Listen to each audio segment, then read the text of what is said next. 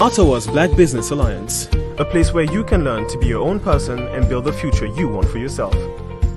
Our mission is to help young entrepreneurs achieve their business goals through the best coaching, managing, consulting, and a slew of other services.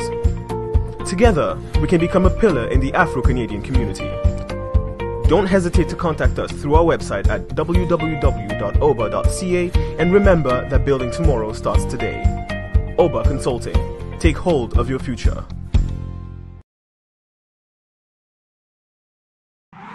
Welcome to BIA, Canada's top black media provider. Whether you're looking for shows on fashion, art, music, or simple lifestyle, we bring you the best content the black community in Canada has to offer and so much more. And better yet, do you have an idea for a project you'd like us to help you with? We provide equipment, studio, and office space, as well as a team of dedicated individuals to help you bring those ideas to life. So don't wait. Check out our new website at biamedia.ca for more information on how to contact us and start creating today. BIA Media, your way.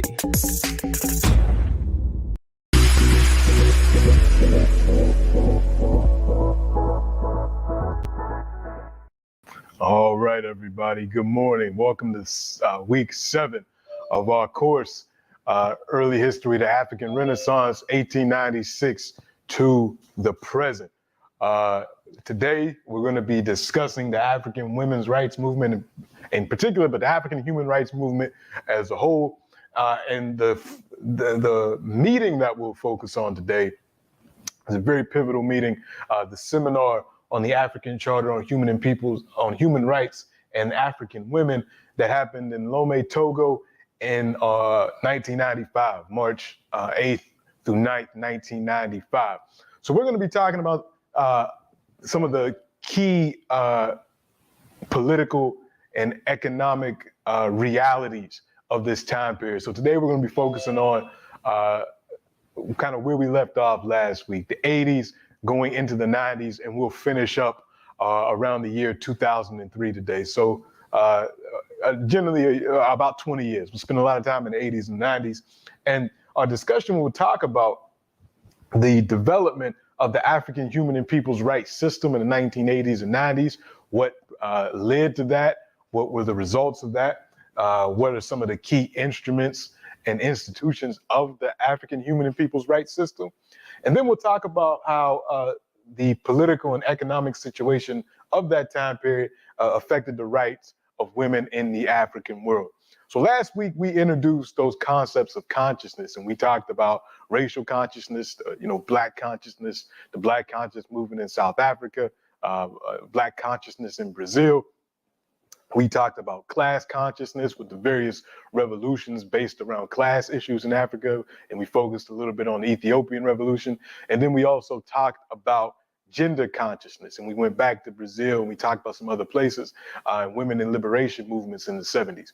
So all of that is going to blend right into what we discussed today, because the African human and people's rights system is based largely off those consciousnesses. So we'll talk about that. Some of this stuff should sound familiar to many of us that are on, because a lot of us lived through this time period. So we'll be able to see some things that probably look a little bit more familiar to other things that we talked about. And this is also the time period where by the time we get to the end of the day in 2003, we will see some of the more explicit mentions of this idea of African Renaissance. Now, other folks had mentioned it before. People we've talked about in the past. Nnamdi Azikiwe talked about the African Renaissance. Sheikh Anta Diop talked about the African Renaissance, and Nkrumah mentioned African Renaissance. But it really, for our current situation and our current time, the idea of African Renaissance really starts to take hold at the end of this time period. So we'll get into that today as well. So where are we at in 1995? So when we're right a year after the complete liberation, in a way, of Africa from all forms of colonization, because 1994 is when really apartheid kind of ends. This is the election of Nelson Mandela. South Africa is free. So in a sense, the beginning of the 1990s is a time of victory, but also it's a time of great hardships in Africa, economic and political hardships. So you get a mixed bag when we get to the 1990s, and we'll talk about that. But ultimately, Africa is quote unquote free from colonialism. Apartheid's over, Africa's free. So what is this new, completely free Africa going to look like as we approach the new millennium? And particularly since African women make up more than half of Africa's population, what are the situation of African women and how did they respond to this new reality? So although I said Africa was free from traditional colonialism once apartheid ended in South Africa, while traditional colonialism was ending, we started to see the implementation of a new form of colonialism that Nkrumah labeled neocolonialism, which he titles a book, Neocolonialism, written in 1965, and he calls it the last stage of imperialism. This is a take off of V.I. Lenin's book, Imperialism, the Last Stage of Capitalism. So he writes his book, Neocolonialism, the Last Stage of Imperialism, in 1965. And we're talking a lot about Nkrumah's works. Last week, we focused on the Handbook of Revolutionary Warfare, and we focused on class struggle in Africa. And this week, we're kind of presenting neocolonialism, and this is a key term for this week, because Nkrumah's writings in the 1960s, as freedom was coming or traditional colonization was ending, but he's also seeing, as a result of the coup, as a result of things that he saw before he was removed from his position in Ghana, he's seeing what Africa is going to be for the rest of the 20th century. It's going to be stuck in this new form of colonialism, and he wanted everybody to know. So he writes this very thick book, it's about 400 pages, called Neocolonialism, and he breaks it down. He says, look, and we talked about this before, the essence of neocolonialism is that the state which is subject to it is in theory independent and has all the outward trappings of international sovereignty. In reality, its economic system and thus its political policy is directed from the outside. We talked about this before. So by the time we get to 1995, Africa is in the grips of neocolonialism. And in particular, these are what it looks like, the components of neocolonialism: economic exploitation, puppet governments and client states, military assistance, and quote unquote economic aid. Economic aid. And this book breaks down all the ways neocolonialism works. So in the 1970s, 1980s, 1990s, as Africa is getting free and going into this period of neocolonialism, we need to talk about exactly what this looks like. And it wasn't just the states on the African continent, the 54, 55 states on the African continent. This idea of neocolonialism is impacting African people all over the world. Because at the same time that Africa is getting freedom, we talked about this as well, the Caribbean countries are getting free. But yet they're also going into this realm of neocolonialism. A lot of it being engineered by the US government, as well as business interests in the US and in some of these countries that are committed to economic exploitation, the support of puppet regimes, quote unquote military assistance, and economic aid. So I want to show a video very quickly that kind of breaks down one of the aspects of neocolonialism that becomes very big in the 1970s and 80s. So before I play this, let me set the stage. 1970s, you have an oil crisis. A lot of the newly independent countries that had only been free 10 years, some 15 years, are now in this oil crisis. And when the oil prices spiked, the price of raw materials, which most of these countries were dependent on, begins to drop because they don't control the prices for raw materials. So when those prices drop, food prices go up, oil prices go up, these countries are starting to feel economic pressure. And not only that, they're also, again, the exploitation that started during colonization doesn't really abet once the countries get independence. So what do? Your country is strapped for cash. You need resources to fulfill all the promises that these governments made during the independence movement. When people got independence from Britain and France and Belgium and Portugal, and they are expecting that their sacrifice, and we talked about the bloody struggles for independence, even in the places where it wasn't settlers, there was still blood was shed for independence. People expected that hospitals would be built, education would be provided, infrastructure would be maintained and upgraded, and all these things that were the expectations of independence. When countries were unable, or in some cases unwilling to do so, we started to see more unrest. We started to see more problems. So states need to figure out a way to get money, economic aid, to get out of the situation that really neocolonialism put them in. And when we talk about the African world, we go back to what Nkrumah had said back in '63. If Africa had united, maybe the states wouldn't be in that situation, but nobody listened in '63. So by the time we get to the '70s and '80s, things are looking a little rough because of the African economies being tied in with the world economy, and then recession and oil crisis and all these things. So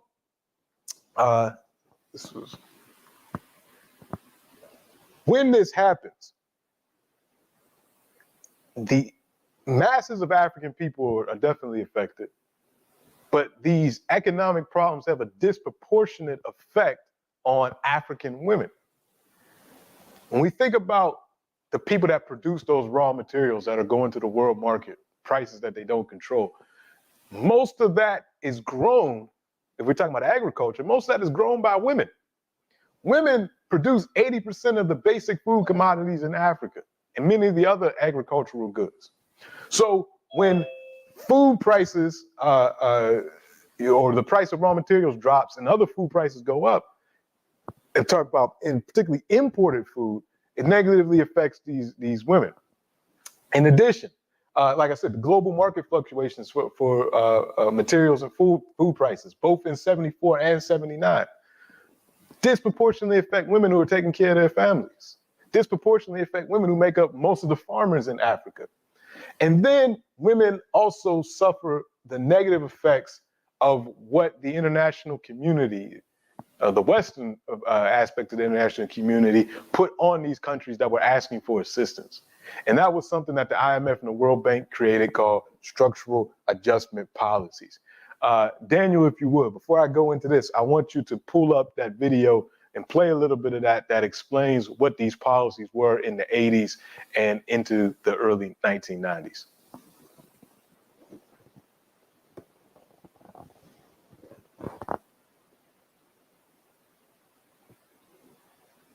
First of all, to go to the private banking system and to see whether can I get a private banking loan because I'm strapped for cash and need some support, and I have a trouble paying my overseas bills. The private banks will lend to you. Then you've got to do something if you're the leader of the country.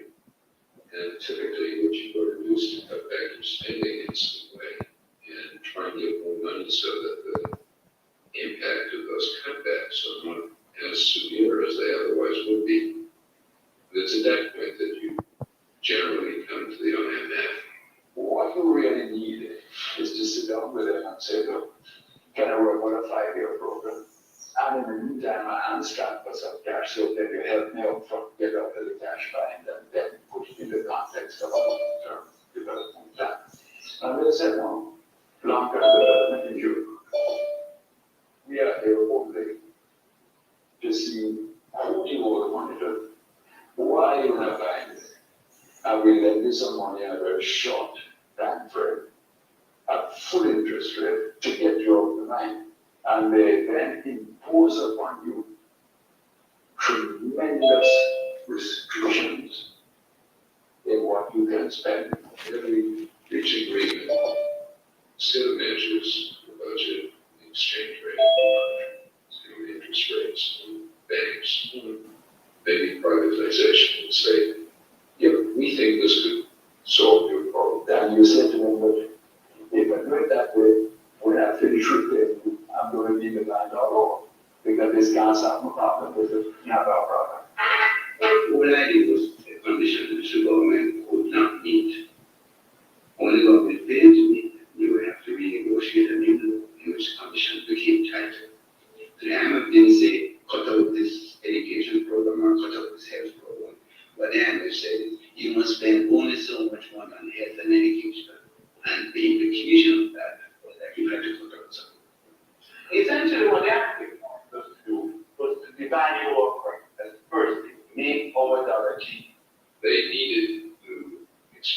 exports and diminish their imports. And the best way of doing it is to make foreign currency more expensive. And since our society is so heavily dependent on imported food, imported fuels, imported bookstores, imported medicine, and we divide the cost of those things we import go up to the system. And as a result, the economy today is much more under the control of foreigners, not necessarily through direct ownership, but through the mechanism of debt. In the 1970s, we owed $800 million. By the end of the 1980s, we owed $4 billion. Nowadays, we owe $7 billion. The debt is rising, and all the time the debt is rising, our capacity to export to produce is getting less. All right, thank you for that, Daniel. So that's from a film called Life and Debt in Jamaica. It's actually a really good film that breaks down the results of these policies that Nkrumah would call neo-colonialist, but in traditional political economic studies, it's called neoliberalism, neoliberal policies that were promoted by the West, by the US, by Western Europe. And this was all within the time frame of the end of the Cold War, when these things were happening. So when the oil crisis and the recessions happened in 74, 79, the Soviet Union feels that stuff too. So by the time we get to the 1980s, reforms are happening inside of the Soviet Union. There's calls for, an end to the regime, political changes in the Soviet Union, less support from the Soviet Union to the so-called third world. So countries like Cuba, countries in Africa that had formed relationships with the Soviet Union are now struggling because this superpower is collapsing in on itself. And there's all types of ethnic and nationalist problems inside the countries that would emerge out of the Soviet Union. And we're seeing, the repercussions of some of that still today with the Russia-Ukraine conflict. But all of that is happening in the 80s. So once in 1989, when the Soviet Union pretty much collapsed and we see the end of the Cold War, that neoliberalist model is the only one still standing. So countries are almost forced to get involved in that, get involved with the IMF, get involved in the World Bank if they want to sustain. So how does this negatively affect African women? 70s, 80s, 90s, all this is happening, these structural adjustment programs. Number one, the privatization that was mentioned in that video. Instead of the state providing particular services like education, healthcare, and so on, now they become private, which means they become more expensive. And if you are an African woman trying to send your kids to school, trying to get healthcare for your family, now those prices go up. And now decisions have to be made. Families, I can only send one of my children to school. Is it going to be the boy child or is it going to be the girl child? Because of patriarchy that was exacerbated during colonization, that boy child went to school. Less educational chances for African women. The devaluation of currency, again, making imports more expensive. Trying to feed your family, now it's more expensive to import things. Less government spending on social services. All of this is happening in the 70s, 80s, and 90s, which is negatively affecting the rights of African women. And in addition to that, we also have these traditional practices that we'll get into as well that are also negatively affecting African women's rights. So the women begin to organize. I mean, they had already been organized. I mean, even during the colonial era, you had women's organizations. But on a Pan-African scale, after independence, we have organizations like the Pan-African Women's Organization, which brought women from all over the continent together to talk about the future of African women and their place in the newly independent states. But in the 70s, 80s, it starts to kick up more because the effects of the promises that were made to independence aren't being met. The effects of the neoliberal policies are really starting to hit African women disproportionately hard. Now, African men are suffering too, but it's a disproportionate effect on African women. Not only that, the governments are becoming much more repressive in a lot of places. People want to stay in power. So we're starting to see these dictatorships emerge. And Folks are being thrown in jails that are questioning the government. The freedoms of the press are being curtailed. Military. Now, not every military takeover was bad, but a lot of them were. And when that happens, you start to see a crackdown on political rights. So economic problems, crackdown on political rights, repression, all of this stuff is happening in various places in the 80s. In order to deal with all of this, experts got together in Africa and people said, we have a human rights situation in Africa, and particularly some states were worse than others. Zaire, under Mobutu, horrible human rights record. We look at what was going on in the Central African Republic underneath its Napoleonic emperor. I think his name was Bukasa. He literally styled himself after Napoleon. This guy was, just imbued with this idea that he was going to be an emperor in Africa, and committed all types of human rights abuses. While this was happening, Africans say, you know what, we have to take control over the situation. We need to come up with something that will show not only the world, but ourselves that we can handle the human rights situation on the continent. Because we keep going to these meetings at the UN and all these countries are saying, oh, Africa, you need to handle the human rights situation, even though you're in the background engaging in neo-colonial activities that's not allowing that to happen. Africa is still being criticized. And truth be told, an African articulation of human rights was needed at this time. What does it mean to live in an African country, and how is the state going to respect your rights? So in 1979, a meeting of experts was held to discuss the idea of creating an African instrument about human rights, an African legal document that's going to outline what human rights means in Africa, because maybe it means something different than what it means in the Americas, or what it means in Europe, or what it means in Asia. Maybe there's an African conception of human rights. So these experts, legal experts, cultural experts got together in 1979 in Senegal, and they were addressed by the still leader of Senegal, Leopold Senghor. We talked about Senghor weeks before. He's one of the fathers of the Negritude movement. He never gave up on that idea, that there was a certain essential Africanness in the way Africans did things. They call it Negritude. And he said, look, if we're going to make a treaty about human rights, we need to look back to African civilization. He says, African civilization, like all other ancient civilization, always respected man. Therefore, you must keep constantly in mind our values of civilization and the real needs of Africa. So we said, let's just not do a copy and paste of Western human rights treaties. That might work for them, but let's really look at our own culture. Let's really look at the needs of Africa to do this. He said, room should be made for this African tradition in our Charter of Human Rights, while bathing in our philosophy, which consists in not alienating the subordination of the individual to the community in coexistence, in giving everyone a certain number of rights and duties. This was key. So this is what Senghor is telling these experts that are meeting in Senegal. Keep these African philosophical ideas in mind as you make this legal document that's going to be for the entire continent. And this is all under the auspices of the Organization of African Unity. That's who's putting all this together, bringing all these experts together.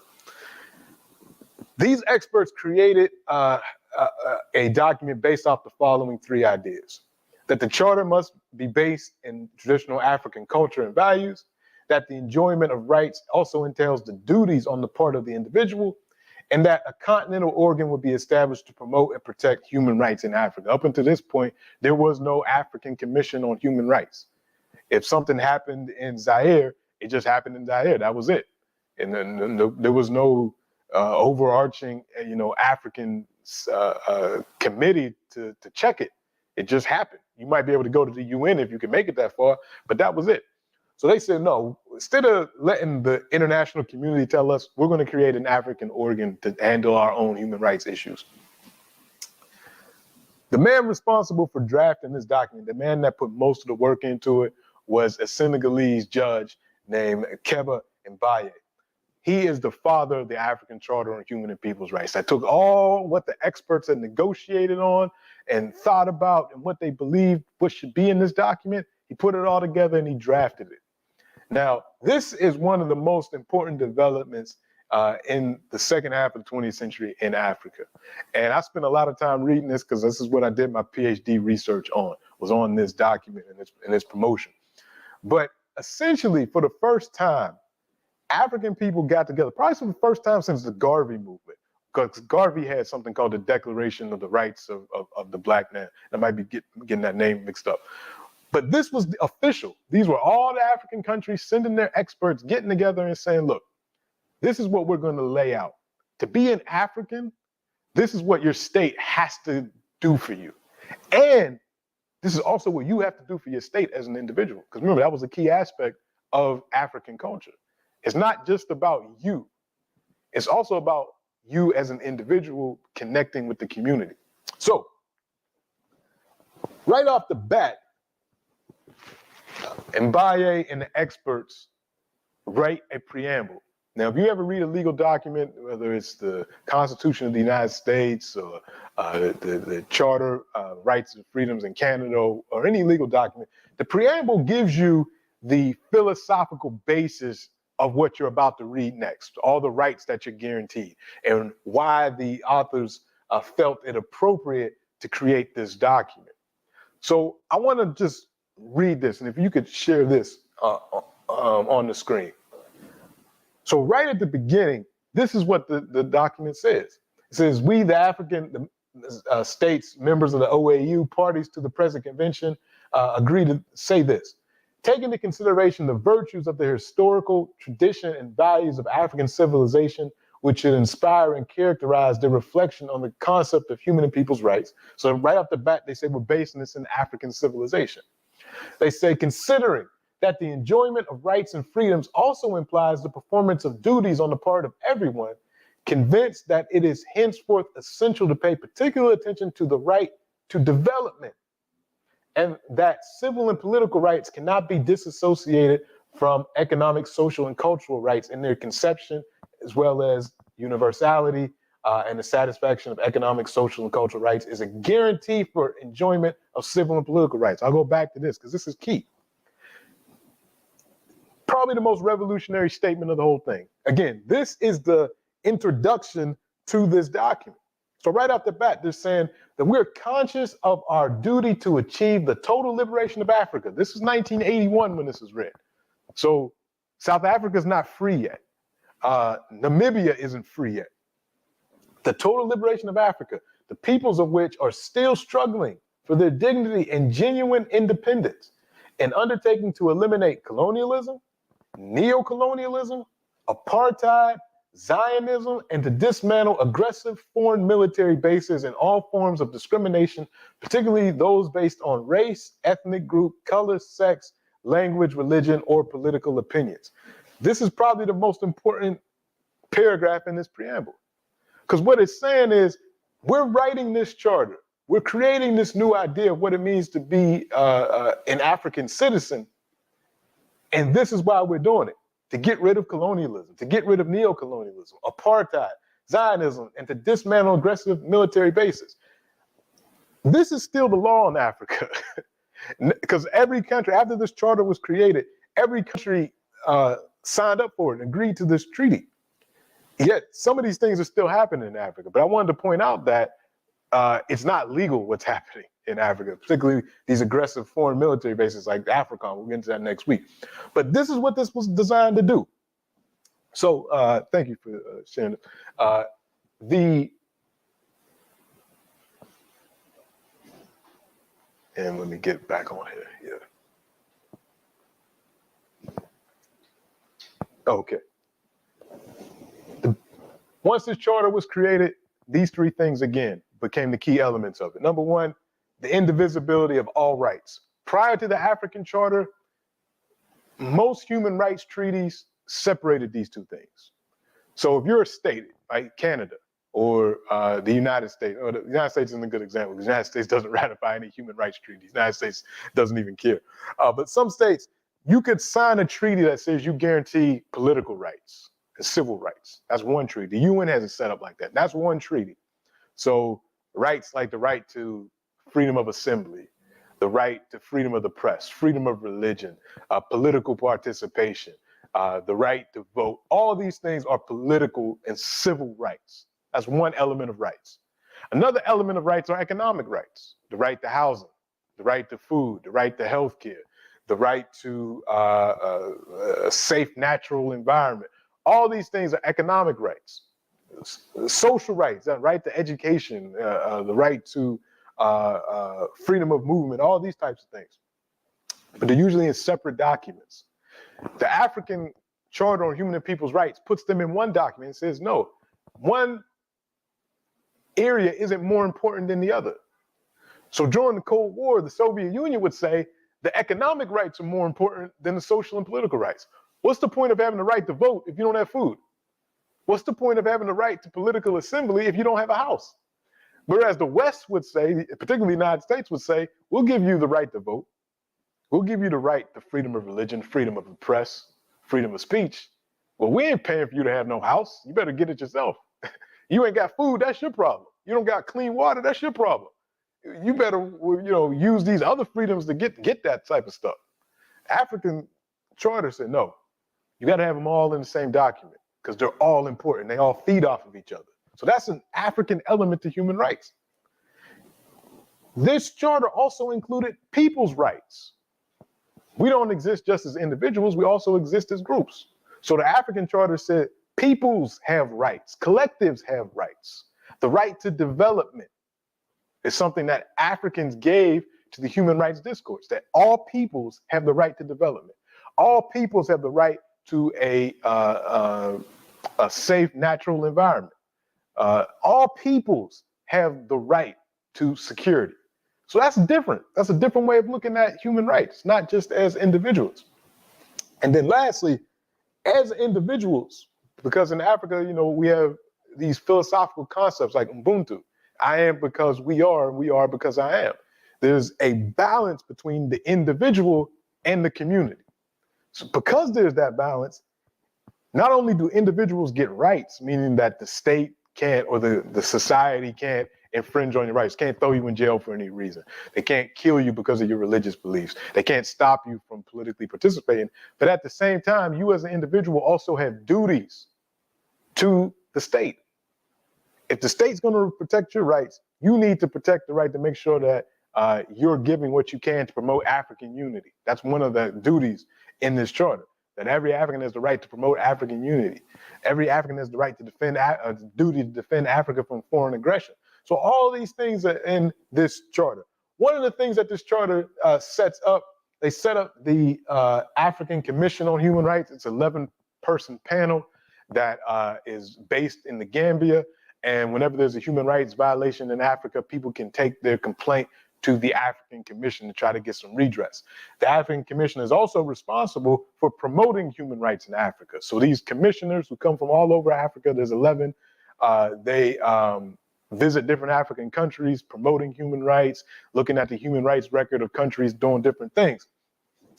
It also set up a system for other instruments to be added, because this was a great treaty, the African Charter on Human and People's Rights.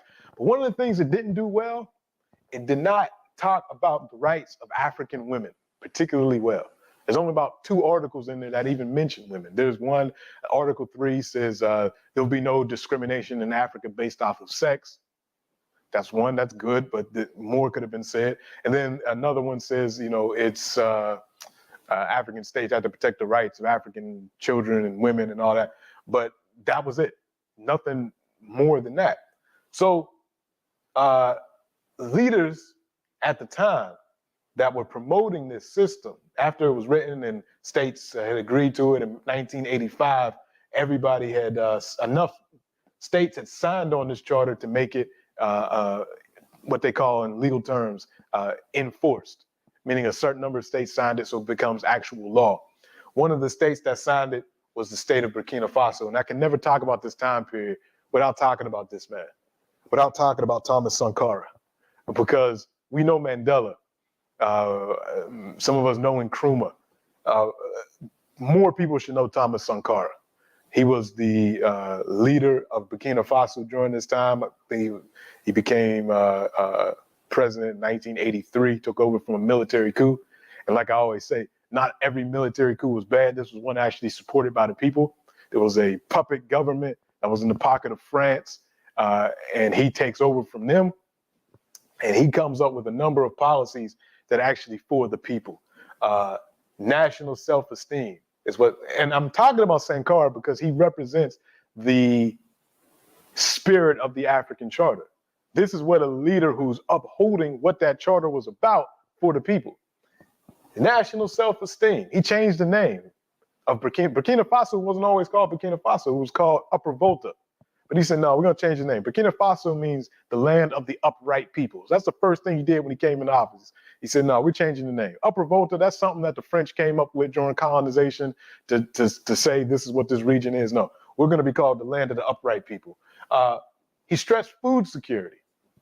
He said, we're not going to keep importing food. If we're going to uphold human rights, that means we got to support our farmers. That means we got to make sure that the prices aren't exorbitant and people aren't starving. So we need to produce our own food. Africa today is still food insecure. I've been talking about it for the past couple of weeks. We're about to be in another famine situation in East Africa. He was promoting food security back in the 80s. He was promoting women's rights. He looked at the chart and looked at the things. He said, this is still not enough. I'm going to promote women to political positions. I'm going to make sure women have economic opportunities, educational opportunities are going to be equal in the country. Environmental protection. Again, this is the 80s. And he was talking about greening Burkina Faso in the 1980s. Increase human development, building more hospitals, more educational systems, fighting against corruption. One of the things I love that Thomas Sankara did. One thing about him personally, he didn't take any money. When he was assassinated, and we'll get it, we won't talk about it, but he was assassinated by one of his best friends who was working with the French. We did a whole class on snitches and sellouts where we tell that story. So you can look that up on our course website. And that guy just got, he was president from 87 until 2015 when he was removed. But anyway, he was fighting against corruption and he was incorruptible. When this man died, all he had as the head of state was a bicycle, a guitar, and a few $100s. He didn't steal from the people. He lived what he was actually preaching. He lived in a modest house with him and his family. One of the things I love that he did, all the people that were in government were driving around in Mercedes-Benz, and he looked and he said, wait a minute, you can get to the same place in I forget which model it was, but it's a regular car. It wasn't a Honda, but just think about Honda. He's like, no, you're gonna get a regular car. Why do you need to drive in a Mercedes-Benz just because you're a government official? No, we selling all that. We're gonna get some Honda Civics, and you guys can get to where you need to go there. When we travel abroad, we're not staying in these 5-star hotels. We're staying in a regular, nice hotel because the money is the people's money. It belongs to the women of Burkina Faso. It belongs to the workers of Burkina Faso. It belongs to the children of Burkina Faso. Why are we wasting it on these things? So we fight against corruption and end to foreign dependency. And above all, African unity. And because of this, and particularly these last two, he became a threat to France. He became a threat to the United States, particularly when he came for a UN meeting in New York. He makes a speech in Harlem. And he has his, because he's a military man. He was a young guy too. He had his Uzi on his shoulder, and he's speaking in French to this African American gathering in Harlem. And he said, Harlem is our black house. It's one of the capitals of the black world. And he says, as something happens to you all here, we're ready to defend you. And he had his Uzi with him, and you see the crowds cheering. So he understood, just like Garvey and Nkrumah and the others, that everybody in the African world is all in this together. Because of this example, they had to take him out. And not only did they, try to physically, and what they succeeded in physically killing Thomas Sankara, there has been a continued attempt to try to erase him from the memory of African people. That's why so many people don't know about Sankara. It's important, Nelson Mandela was a great figure. But there's a reason why that story is told. It's a story of reconciliation. It's a story of, okay, we're not going to kill all these white people in South Africa. They're still going to be able to control the economy. And Nelson Mandela is this great old man, this great peace figure. You don't hear about Sankara, who was doing all the things that every African leader should do. When you learn about the story of Thomas Sankara, you're learning about the model of what African leadership should look like in the 21st century. This is why I never let this time period go without talking about him. But going back to what we're discussing, he supported women's rights and the women's organizations that emerged in Burkina Faso. Let me go a little bit faster and we'll talk about it. So African women were getting together, not only among each other, but also among other women around the world that were going through the similar issues of neoliberalism, neocolonialism all over the world. And even in the so-called developed countries, women's rights weren't being upheld. Not in the United States, of course, not in Canada. So you had a feminist movement emerging, but then you also had the movement of the women in the other parts of the world, Asia, Africa, Latin America, who had their own critiques of the white feminist movement. And these things would come to a head during the UN Decade for Women between 75 and 85. Because particularly in 1980 and in 1985, you had the women from the so-called third world confronting the white women in the UN in these meetings saying, hey, you don't speak for all women. You don't speak for all women. And we have particular human rights needs that are connected with the rights of workers, because while you're fighting to get into the workforce, we're already in the workforce. We're already the backbones of our economies. So in addition to fighting for women's rights, we also need to be fighting for economic rights. And we're tired of hearing you all talk about how patriarchal Africa is, how patriarchal Latin America is, or Asia is, and you aren't even critiquing the militarism and the neo-colonial activities of your own country. So the African women really stood up, particularly when they had the meeting in Kenya, and many of them were able to attend. So you got women like Berhane Rossworth of Ethiopia, who had her own problems with the mainstream international white-led feminist movement. She had been living outside of it. Earlier in her life, she lived in Ethiopia, grew up in Ethiopia, had attended some of the Pan-African Women's Organization meetings that occurred in the 1960s, in the 70s. But then she moved to Europe. I think she moved to Sweden. And she was in Sweden, and she saw on TV a Swedish documentary about female genital mutilation in Africa. And the way that they presented Africa as barbaric and backwards. And she said, no, we can't have this. We can't have the West coming in and presenting Africa like this. Yeah, this is an issue in Africa, and we need to address it, but not the way that they address it. So she decides to go back to Africa to start the Inter-African Committee on Traditional Practices Affecting the Health of Women and Children. This organization said, look, Africa, we're trying to make strides with women's rights, but we need to address some of the things within our own culture that are negatively affecting the rights of African women and children, and girl children particularly, including FGM, including some of these other patriarchal ideas that exist. So she organized, started in 1984. You had Femnet organized, another organization of African women. Women in Law and Development, which was started by Ugandan Florence Butegwa, who also served on the African Commission in 1989. So you can see a lot of these women's rights organizations emerge, all with the goal of bringing an African voice to the women's movement, the international women's movement, as well as forcing African governments to confront their own patriarchy and their own abuses of women's rights. Because you got to think, at this time, there is no woman that's a head of state in Africa. So from independence to I got to get my dates right, but it might have been the early 2000s. Whenever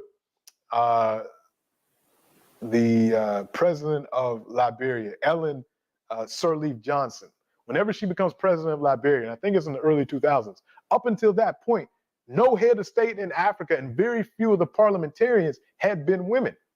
So the people that are making these policies are all men. Even the people that drafted the African Charter were all men. So there's no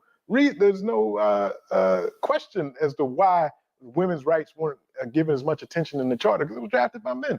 So these organizations rose to fight those things, and they networked, and they met under the auspices of the UN. They met on their own throughout Africa, sharing ideas. How do we fight harmful practices without attacking African culture as a whole? How do we force our governments to create policies with women's rights in mind?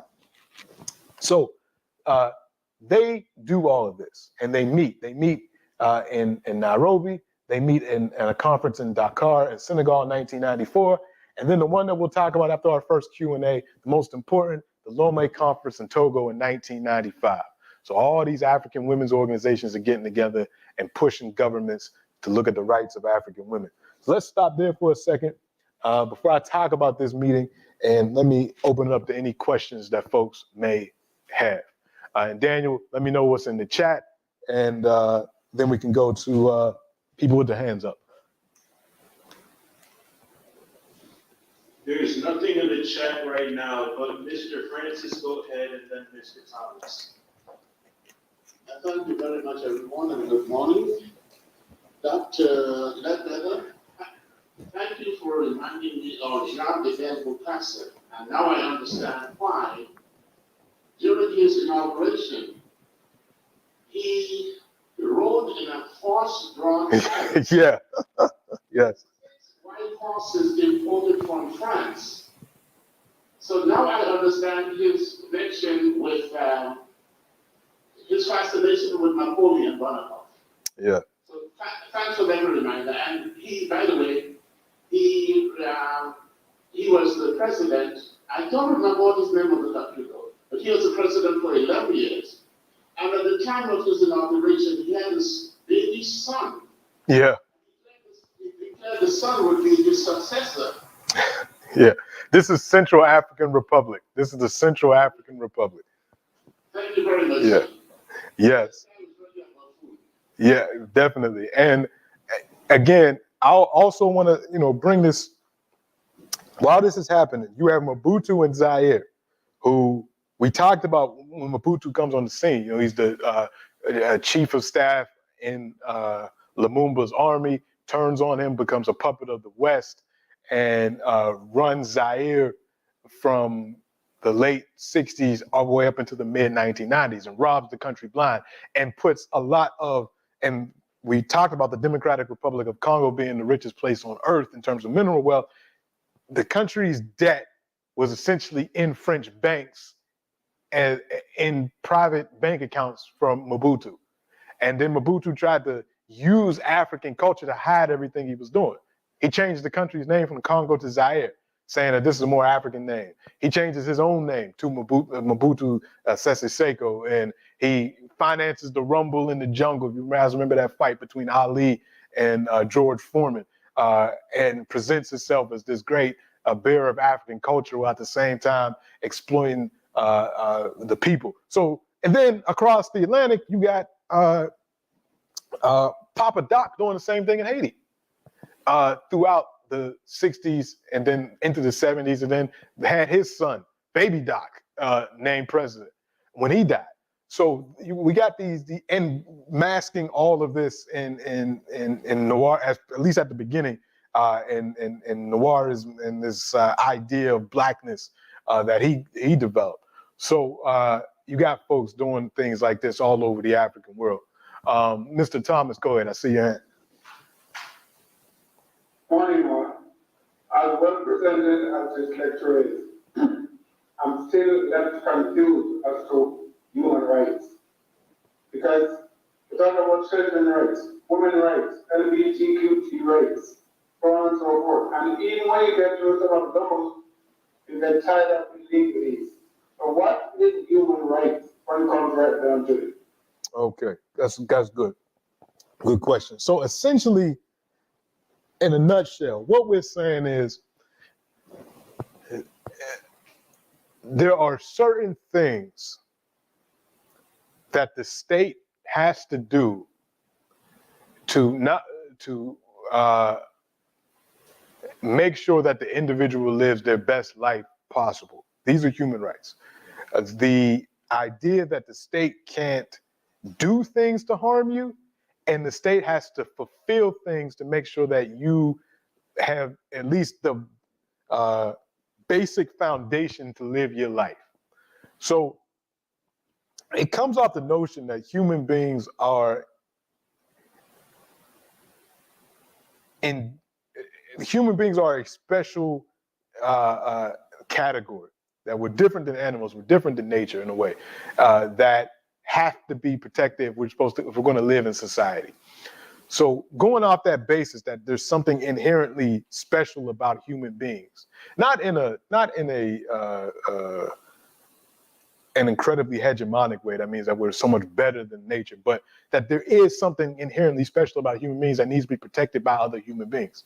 So when we form societies, there are certain things that our governments can't do to us, and there are certain things that our government should do for us to make sure that we're foundationally okay.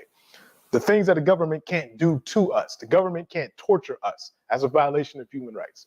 The government can't discriminate against us. And this is where those other categories come in, and we get more of those, because we realize as time goes on that there's a number of ways that people can be discriminated against, whether it's by race, whether it's by sex, whether it's by gender, whether it's by language or religion, or all these different realms of discrimination that and now we talk about sexual orientation and gender identification.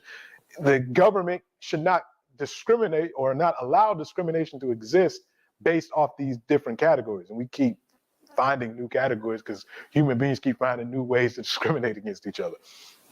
So there's that. There's things the government can't do to you. It can't throw you in prison for any reason. It can't stop you from being participating in politics reasonably. Can't force you to do certain things. Then there's things that the government has to fulfill, that because we decided to live in a government, and the governments have a responsibility to make sure that the water is clean, because we can't do that as individuals. We don't have the power as individuals to go out and clean the water. That's the government's job. So for a government to be considered, a modern government, an upholder of rights, it has to make sure that the water is clean. The government has to make sure that businesses aren't polluting. The government has to make sure that businesses aren't engaging in practices that harm the citizens. Certain governments who have signed on treaties for economic rights have committed themselves to saying, look, as the government, we're going to make sure that everybody has decent housing. We recognize that as a human right. Experts around the world have gotten together and they say, look, in the 21st century, to be a civilized government, you need to make sure that everybody has suitable housing. That's not to say everybody needs to be living in a mansion, but there are some standards of what housing needs to look like. And if you're a modern government, you need to make sure that people are taken care of in that regard. You need to make sure that people have health care.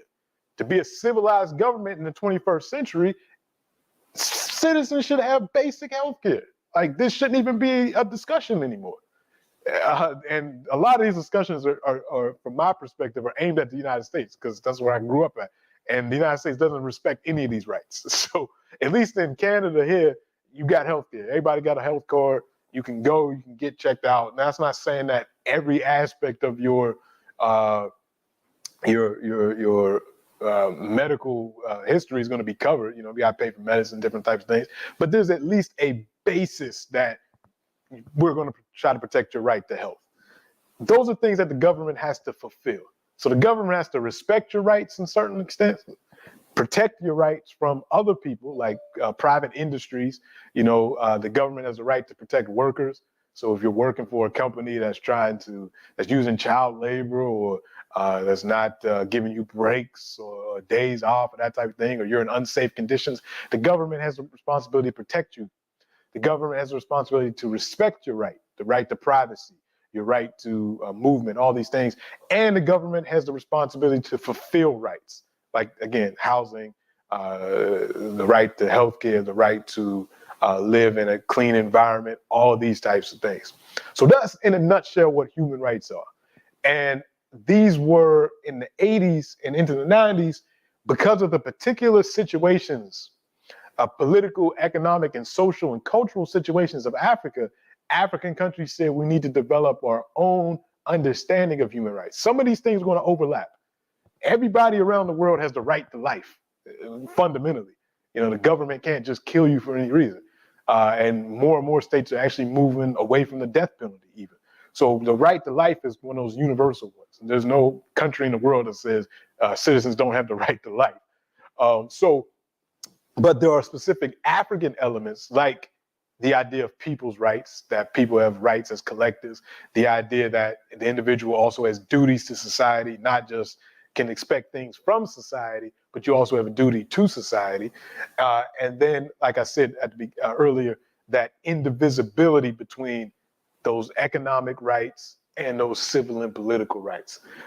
I could probably teach a whole, my master's degree is in international human rights law. So I could probably teach a whole class just on that because it is a deep subject, but I just wanted to give that brief overview. So with that being said, like I mentioned, when the charter was drafted, not a lot about the particular situation of African women.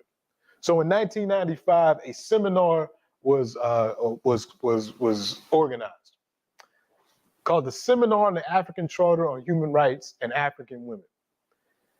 One of the key people of this conference was an activist, a writer, a judge, a legal scholar, just a phenomenal individual named Vera Duarte from Cape Verde. Cape Verde are the islands off of West Africa that had been colonized by the Portuguese. She had grown up an activist fighting against Portuguese colonialism. She actually goes to school in Portugal, then comes back to Cape Verde and continues the struggle. Cape Verde gets independence in the 1970s, around the same time as Guinea-Bissau. And she is influenced by thinkers like Amilcar Cabral, who was another Cape Verdean revolutionary who fought in Guinea-Bissau, fought against the Portuguese. And once Cape Verde gets independence, she continues to struggle against domestic violence in Cape Verde, struggling for a number of women's rights issues. Well, she also gets involved in these the women's rights movement throughout the African continent, and she also becomes a commissioner on the African Commission on Human and People's Rights. She's one of the 11 commissioners that are responsible for upholding this charter and investigating human rights abuses, as well as promoting human rights throughout the continent. So, and she's the first woman commissioner. I forgot to mention that. You know, the African commission is set up, and for the first couple of years, it's all men. She's actually the first woman on the commission. So she writes this, and if you wouldn't mind sharing this. Or she says this at the seminar that has been organized by a number of the women's rights organizations. She says, she starts her speech going through a history of African women's struggles. She talks about Queen Njenga from Central Africa, and she talks about the global feminist struggle. And then she gets on to talking about the charter and talks about what I mentioned before, that there's a lack of recognition of women's rights in the original charter. And she says, given this dual recognition of the absence of specific norms on the rights of African women in the African charter, and the need to include the fundamental right of men and women to work to equality, it may be appropriate to think about the development of a strictly African legal instrument within the framework of the African charter. In this instrument, it should systemize and crystallize a variety of principles and norms on the status of African women, or simply record the fundamental right to equality. Hence, the choice to create a specific instrument at the level of the African continent to achieve this common goal. In conclusion, I have the honor to propose that the legal instrument to which I have just referred may take the form of an additional protocol to the African Charter on Human and People's Rights concerning the rights of the woman. She introduces this idea. She introduces this idea in 1995 with all these experts present. We're not going to amend the charter. We're going to add to it.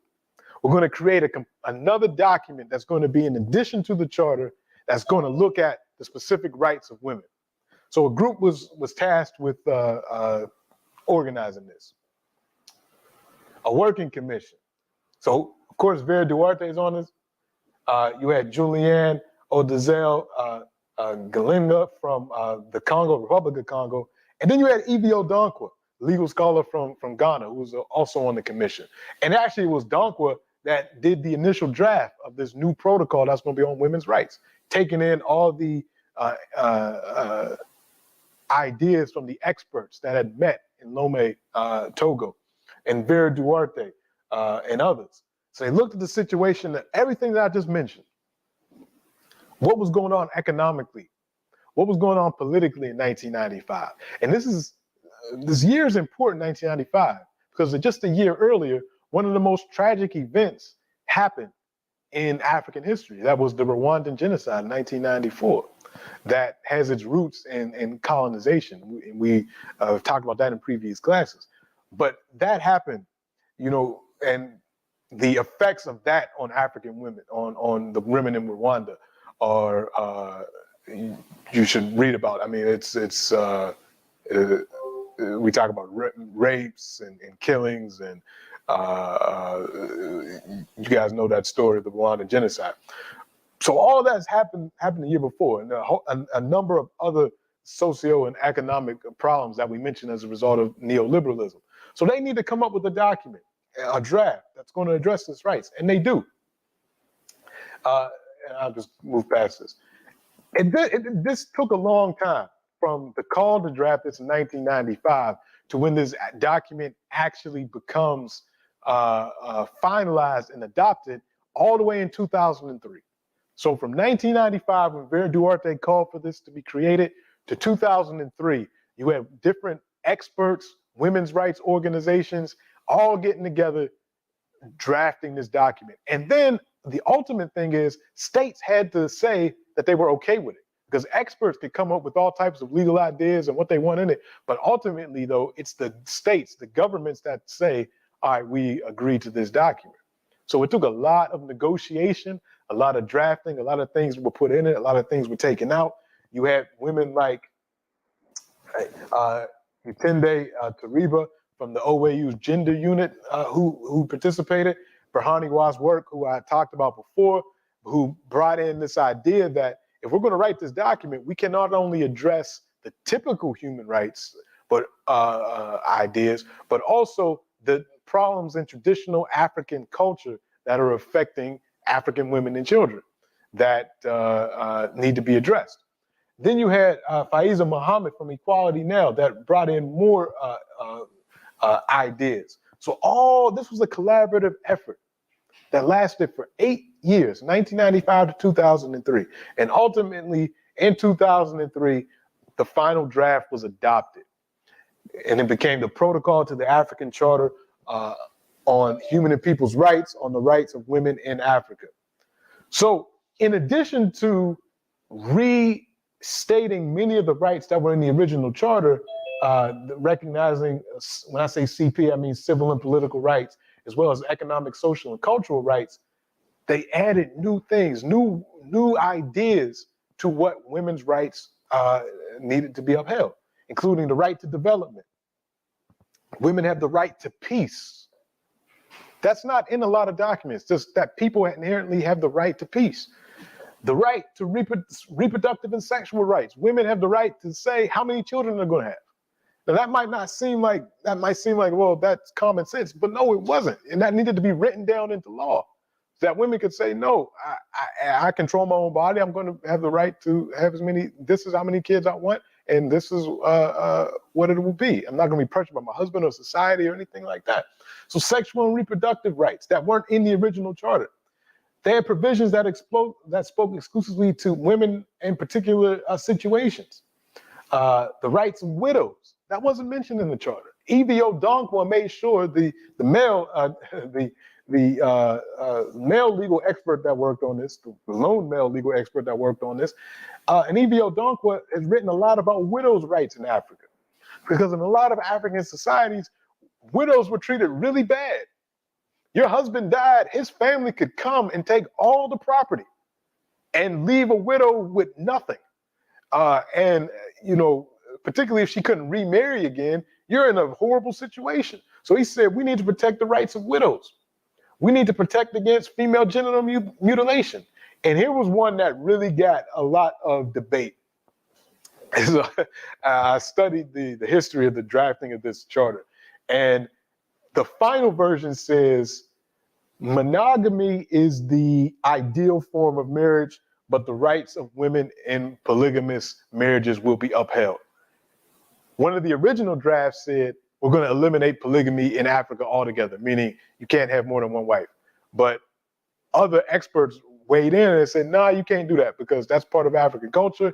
And there are women that are in polygamous marriages. So we need to make sure that their rights are upheld. If you're the second, third, fourth wife, you have rights as well, not just the first wife. So if we outlaw polygamy, where does it leave those women?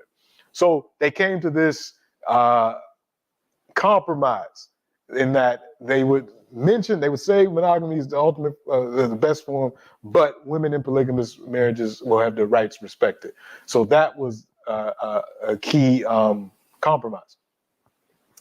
They protected the rights of elderly women and disabled women. The original charter didn't mention anything about disabled people, period. And now this charter is saying these people have particular rights that need to be upheld. You can't just have blanket statements about women. You need to make sure that you're really pinpointing elderly women. They have particular issues that need to be protected and fulfilled by the government. Women that are disabled, so on. Also added protections for women that were refugees, because there was time and time again in Africa, a refugee crisis, internally displaced people that are leaving areas of conflict. And the most vulnerable in a lot of those situations are women and children that are refugees. So the rights of women as refugees, asylum seekers, internally displaced persons, returnees, all of that was added because this is, again, an 8-year period between 1995 and 2003 that these drafters get to look at what's going on in Africa, where we're seeing the Darfur crisis happen. Between 1995 and 2003, we see a war in the Congo it's really Africa's world war. Right? And it goes past 2003, actually. But in the 1990s, early 2000s, you have Rwanda, Burundi, Uganda, Congo, Zimbabwe, South Africa, all fighting this war in Eastern Congo, where millions of people are displaced, people die. Rwanda gets disproportionately rich as a result of that, but that's whole nother story. But all this is going on. So the drafters are seeing this in real time. They're seeing how this is affecting women that have to move their entire families, that are in refugee camps, that are internally displaced. What are their rights? What about the right to return? So all this is going on, and they recognized all this. And I'm bringing this up not to say that these treaties are being completely upheld by African governments. They're not even close. But the fact that they exist is a victory. It's a victory because this is legally binding cultural documents that say, as women living on the African continent, this is what you can expect from this is what you should expect from your governments. This is what we want the future of Africa to look like. So before this stuff was written down, you couldn't make a legal claim against these things in Africa. Now you can. Now that there's something for activists and individuals to look at to say, this is what African states agreed to in 2003, that they were going to protect these things. Now we have a measuring stick. We can look at Nigeria. We can look at Uganda. We can look at Egypt. We can look at Algeria. We can look at Mozambique, and we can say, are you upholding these things? And then organize and be active as a result of that. As I close up, while all this was going on, Africa is moving. Africa is moving in a different direction. The next president after Nelson Mandela was Thabo Mbeki. Thabo Mbeki becomes the president of South Africa, and he is one of the main articulators of this idea of African Renaissance. So we see all the things that happened in the 1990s and the 80s and 90s. And when he comes president, he says things like this. He says, as South Africans, we owe our emancipation from apartheid. So apartheid just ended 5 years before, in no small measure to the support and solidarity extended to us by all the peoples of Africa. In that sense, our victory over the system of white minority domination is an African victory. This, I believe, imposes an obligation on us to use this gift of freedom, which is itself an important contribution to African Renaissance, to advance the causes of peoples of our continent. So we're seeing, by the time we get to the late 1990s, new leaders emerge that are starting to think about the OAU. They're starting to think about this organization that all the African states belong to. And they're saying, what is the future of this organization? Because it met its goal. Remember when we talked about back in 1963, when Nkrumah and Haile Selassie and Sekou Touré and the other leaders got together to create the OAU. It was a compromise organization. It wasn't the United States of Africa that Nkrumah wanted. And it was the goal of the OAU became the total liberation of Africa. We have to end colonization of Africa. That's the goal. Well, by the 1990s, that goal was complete. When apartheid was over, that goal was done. What is the purpose of the OAU? So the leaders got together in Sirte, Libya in 1999 to discuss the future of the OAU. And the ideas of Nkrumah started to come back. They never really completely went away. But now you got leaders like Muammar Gaddafi. You got leaders like Wade from Senegal that are saying, you know, when we look back at what Nkrumah wrote in the 60s about Africa uniting and all the problems that could be avoided if Africa was unified, maybe we should start thinking about that as we go into the 21st century. And the leader of this idea was Muammar Gaddafi of Libya. Gaddafi had taken over Libya in a military coup, in 1969. 1969, Libya was the poorest country in Africa. The poorest. All the measures, all the UN measures, Libya was the poorest country in Africa. Gaddafi takes over, uses Libya's oil wealth, takes over from a monarchy. So he takes over the military coup from a monarch that was supported by the West, King Idris, who's from Eastern Libya. That becomes important later on. He takes over from this monarch. He establishes what's called the Jamahiriya, or the state of the masses. And between 1969 and 2011, Libya goes from being the poorest country in Africa to one of the wealthiest countries in Africa, and more importantly, from the lowest human development index in Africa to the highest human development index in Africa, which means in terms of life expectancy, in terms of healthcare, education, standard of living, Libya had the highest standard of living in Africa. So it went from the lowest to the highest in almost 30 years under Gaddafi and his government. Throughout the 70s and the 80s, Gaddafi had set itself up as a defender of the rights of Palestinians. He had kind of really put himself in with the Arab world.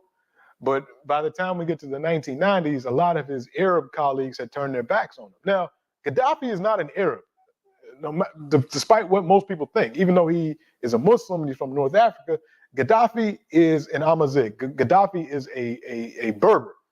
They're people that are indigenous to North Africa, but they speak Arabic and, you know, that type of thing. So when the Arabs kind of turned their back on Gaddafi, Gaddafi started to look more toward the rest of the continent. And he starts changing his own ideology in the 1990s, and he starts reading more Nkrumah, and he comes to realize that, you know what, Nkrumah was right. If Africa wants to defeat dependency, if Africa wants to be a strong superpower, Africa needs to unite. So by the time we get to 1999, in this meeting in Sirte, Libya, Sirte is a town in Libya, it's actually Gaddafi's hometown. September 9th, 1999, he gives a speech to the other African leaders. And he started wearing things like this. I just love this shirt. Can you zoom in on this really quickly? Because if you look at what he's wearing, He has Lumumba on his shirt. He has Mandela on his shirt. He has Haile Selassie on his shirt. He has Julius Malema on his shirt. He has Nasser. He has Nkrumah on his shirt with these the African continent. I think that's Sekou Touré over there. So he starts dressing like this. He starts showing that he believes in Pan-Africanism. Thank you. And it's not just cosmetic. Let me get out of this one. Thank you for that. It's not just cosmetic. He starts just like Nkrumah used Ghana's resources for African unification. Gaddafi starts to use Libya's resources for African unity. And in this meeting, the heads of state of the African countries get together and they say, all right, we're going to do away with the OAU and we're going to form something new called the African Union. And let me get back on this. We're going to start the African Union. We're going to move from the Organization of African Unity to the African Union. We're going to set up new structures like the Pan-African Parliament, where there's going to be 5 representatives from every African country. It's going to form this Pan-African Parliament, and 2 of them have to be women. We're going to, no longer is it going to be the case that African states can't interfere in each other's affairs. That was one of the key elements of the old OAU, that there's going to be no interference, that whatever goes on in Ghana, that happens in Ghana. Nigeria has nothing to say about it. Now they're saying, no, our conflicts are spilling over. So therefore, we need to have a united way to address conflicts that happen anywhere on the continent. So no more of that non-interference. It was going to be a stronger organization that was going to explicitly push for a more unified Africa. But just like in 1963, where you had some people that were for it, you had some people that were for it in 1999, people like Gaddafi and others, then you had a whole lot of countries that were against it. But they couldn't be as openly against it because it became an incredibly popular idea. Gaddafi was the new Nkrumah in terms of his ideas about African unity. Let me mention this and then I'll close. In Mbeke in 2004, he traveled to Haiti to celebrate Haiti's 200 years of freedom. And again, I just like to bring this together because we're looking at Africans from all over the world. This African Renaissance is today we're engaged in a historic struggle for the victory of the African Renaissance because we are inspired by, among others, the Haitian Revolution. We are engaged in struggle for the regeneration of all Africans in the Americas, the Caribbean, Africa, and everywhere, because we want to ensure that the struggle of our people here in Haiti, in the Caribbean, in the Americas, Europe, and Africa must never be in vain. So that was Thabo Mbeki, the president of South Africa, when he went to Haiti in 2004. Not long after this, that president of Haiti, Jean-Bertrand Aristide, is going to be kidnapped by the Americans and dropped off in the Central African Republic in essentially a military coup. But that's another discussion for another time. But Mbeki is talking about this African Renaissance. And he's one of the people that are kind of with Gaddafi on this idea of Africa uniting. So where we'll stop today is here. Because as we bring it up to the modern day, this becomes where the state of the African Renaissance is. In the early 2000s, it was on everybody's tongue. Everybody was talking about the African Renaissance, Africa uniting, Africa having one military, one economic system. The same ideas that Nkrumah was talking about 40 years earlier in 2003 when the African Union is established, or 2002 when the African Union is established. Those ideas are are starting to become, looks like it's going to be a reality. But then things happen. So next week, we will talk about the past 20 years, between 2002 and 2022, and what is this current state of the African Renaissance in the African world, and the key role that people like Muammar Gaddafi played in that. So I'll stop now. I'll take some questions that we'll record, and then we'll turn off the recording. We got about 15 minutes for some Q&A, general announcements. Before, as Daniel, you look in the chat for me, and people, please raise your hand if you have questions. While I'm doing that, just want to remind everybody that Jaku Combat is having their Father's Day event next Saturday. Tickets are still available, but they're going fast. So if you're interested, go to the website, call Jaku Combat, and reserve your tickets for that event. It's at the Bronson Center next Saturday evening. It's going to be food, it's going to be music. It's going to be a good time. So bring out your father figure, or anybody in your, that, you know, fits that role in your life, and we'll have a good time. Daniel, any questions in the chat?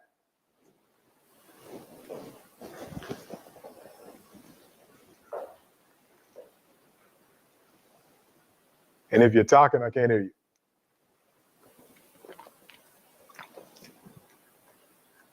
I don't know if he can hear me. Are there any hands up? There's no questions in the chat. Oh, thank you. Are there any hands? Anybody have any questions? I can't see the hands. Are there any announcements?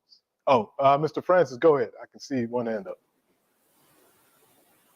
Yes, was there any proof that Muammar Gaddafi had a hand in the downing of Panama 103 flags? And was that used as a pretext to get us by the Americans? That was in 1986. So there wasn't a lot of proof. So what happens is 1986, this plane is shot down. Gaddafi is blamed for it. There wasn't a lot of proof.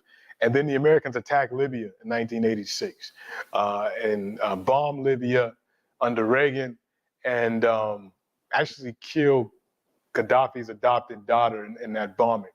But eventually, in the 1990s or late 90s, around the same period, Gaddafi decides that Libya never took responsibility per se. But it was like one of those out of court settlement type things. I think they paid some money to the survivors or something like that without taking responsibility. But the other thing that Gaddafi did that kind of might have spelled his doom, after 2003, after the U.S. invaded Iraq with the excuse that, you know, Saddam was making weapons of mass destruction, which still haven't been found, Gaddafi, not wanting that fate to happen to him, gave up Libya's nuclear program to the West. He said, look, we'll stop making nuclear weapons or trying to make nuclear weapons. And that was a mistake because that made Libya weak in some regards. And then a couple of years later, which we'll talk about next week, there's an invasion of Libya. But yeah, we'll get into that. But yeah, that was an interesting thing, 1986, that occurred. And that led to a whole lot of things. But all this is really the result of Gaddafi's policies in Africa.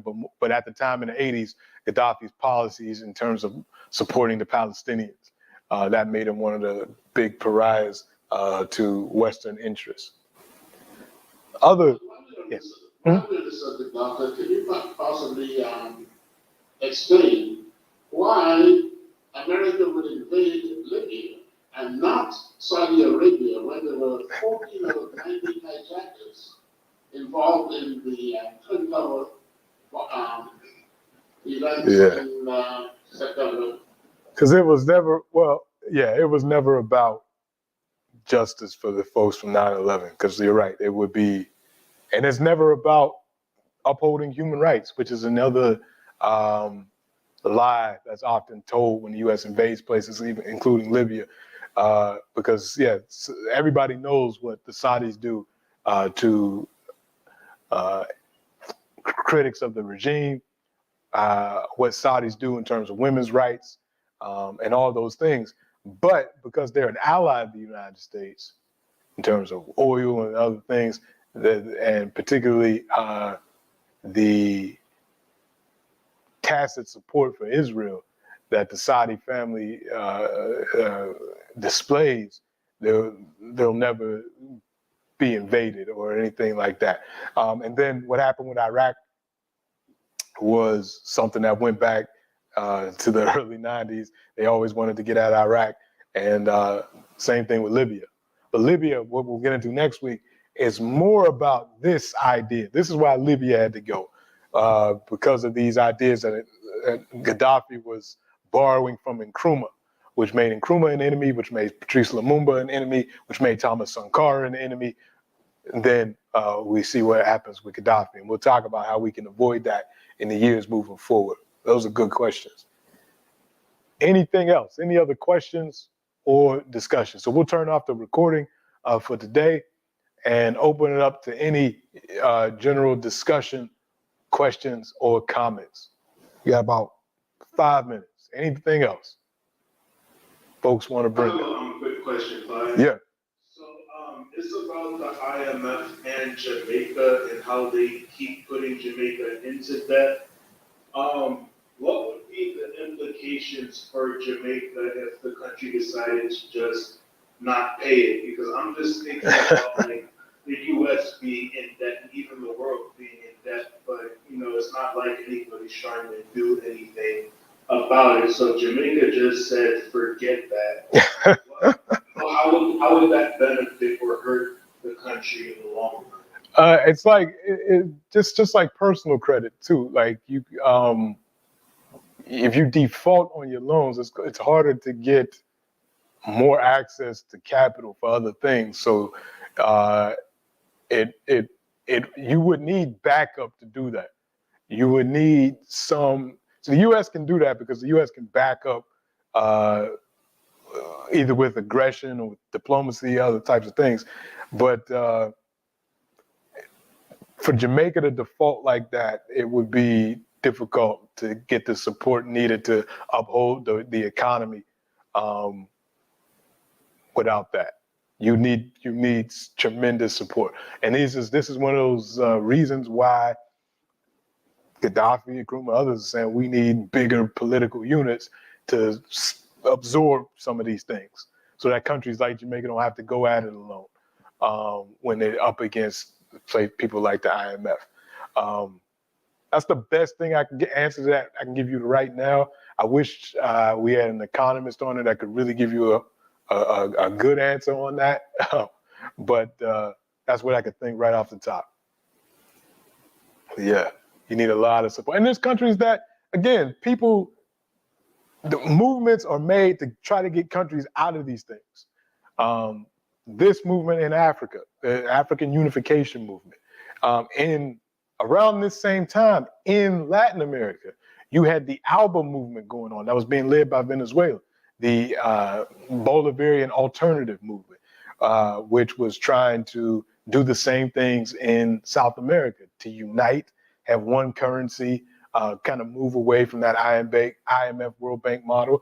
And that came under attack as well. So you got movements for that, and they will continue to happen because it's the right move to go. But we just got to support those and continue to talk about it. But yeah, that's a good question. All right. Yes. Why did the U.S. get rid of Aristide in Haiti? Say it again. Why did the U.S. get rid of Aristide in Haiti? Okay. A few reasons. One, not long after that speech not long after that celebration of the 200 years of independence, Aristide started to advocate for the French to pay reparations to Haiti, particularly for the indemnity that the French put on Haiti not long after independence. Basically said, you got to pay for the war, pay for your freedom, or we're going to reinvade the country. And it was, in today's money, billions of dollars that crippled Haiti's economy. So that was one thing that he did. The other thing, you have American business interests in Haiti. And what Aristide was proposing was an increase in the minimum wage. Because you got a lot of apparel companies in Haiti that make billions of dollars exploiting Haitian labor and a whole bunch of other things.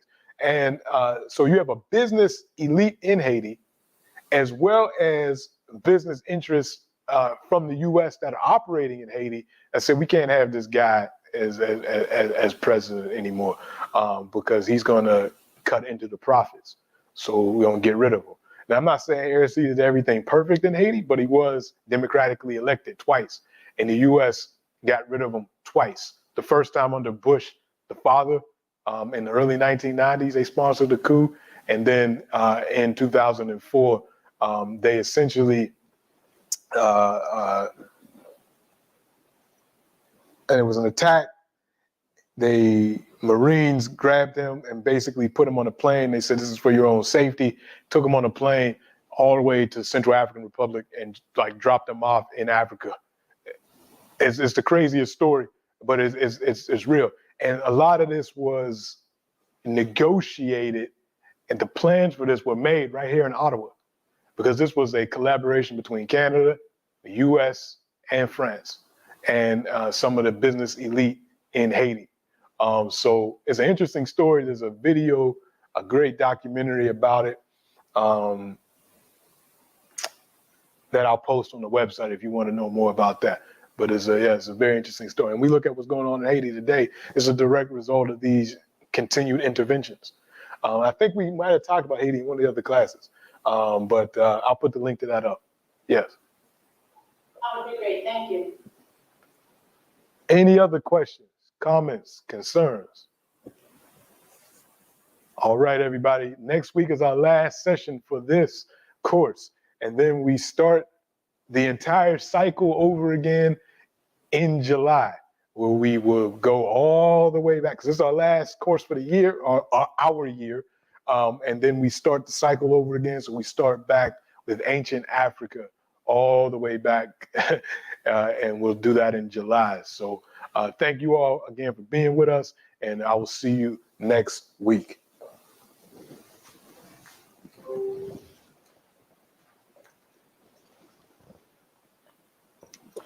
All right. I forgot to mention these books.